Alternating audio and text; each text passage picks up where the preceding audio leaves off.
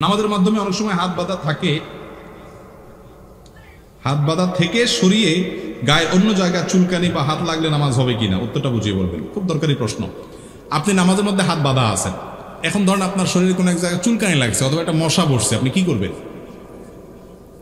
হাত ছাড়বেন না ধরে রাখবেন? সন্দেহের মধ্যে পড়ে গেছেন। এই পরিস্থিতি আপনাদের জীবনে আসে না? তো কি করেন আপনারা? চিন্তা করছে কোনটা বলে ধরা খায় আবার। আচ্ছা থাক, দরকার নাই ধরা খাওয়ার, আমার থেকে শুনেন। আপনার যদি হাত বাঁধা অবস্থায় ধরেন মশা কামড় দিল বা খুব চুলকানি হয়েছে, তাহলে সেক্ষেত্রে আপনি হাত দিয়ে আস্তে করে মশা দৌড়ায় দিতে পারেন, অথবা হালকা চুলকানি লাগলে চুলকায়া আপনার চুলকানির যে কষ্ট সেটা মিটায়া আবার আপনি হাত বাঁধতে পারেন, এতে কোনো অসুবিধা হবে না। আমরা মনে করি যে না, এই হাত বাঁধলে নামাজ মনে ছুটে যাবে। নামাজের মধ্যে হাত বাঁধা কি ফরজ না ওয়াজিব? হাত বাঁধাটা কি ফরজ না ওয়াজিব? সবাই ওয়াজিব বলতেছেন, আপনারা ওয়াজিব মনে করেন। নামাজের এই কমন মাসালাটা আমরা অনেকে জানি না।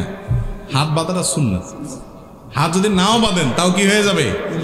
সেখানে যদি আপনি একটু চুলকান, তাতে সুন্নাত সামান্য সময়ের জন্য ছুটলো, নামাজ নষ্ট হবে। অনেকে আছে যে মশা কামড়াইতে কামড়াইতে বেচারার চেহারা লাল হয়ে গেছে মশার কামড়ের চোটে, এরপরও হাত দিয়ে দৌড়ায় না, আছে না নেই? না, এত কষ্ট করার কোনো দরকার নেই, আস্তে করে দৌড়ান। আবার তার মানে এই না যে দৌড়ানোর নাম দিয়ে আপনি মশাকে মার করে একেবারে গায়ে জোরে দিলেন, কামান মারার মতো মশা মারার জন্য কামান দাগাইলেন। তো নামাজের মধ্যে এরকম করলে আমলে কাসির হয়ে নামাজ নষ্ট হয়ে যেতে, আলতো করে সরাই দিতে হবে। অনেকে আছে মোবাইল বাজলে ওটা ধরে না, জামাতে নামাজ, পুরা মসজিদে মুসল্লিদের মনোযোগ নষ্ট হয়ে গেছে, তারপরও বলে বাজলে বাজক, আমি এটা পকেটে ধরে নামাজ নষ্ট করবো নাকি? তো সবার নামাজের মনোযোগ নষ্ট করে ফেলা, এটা ঠিক না। আপনি আলতো করে যে বাটনটা টিপলে মোবাইলের গলা চিপ দিয়ে ধরা হবে, ওই বাটনটা আপনি টিপ দিয়ে দেন। বুঝেন নাই কথা? প্রত্যেকে যার যার মোবাইলের বাটন কোথা আছে আন্দাজ অনুমান করতে পারেন কি পারেন না?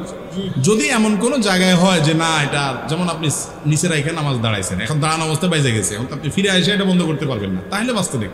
কিন্তু পকেটে আছে, আস্তে করে চাপ চুপ দিয়ে এখন এটা টিপটু দিয়ে বন্ধ করেন।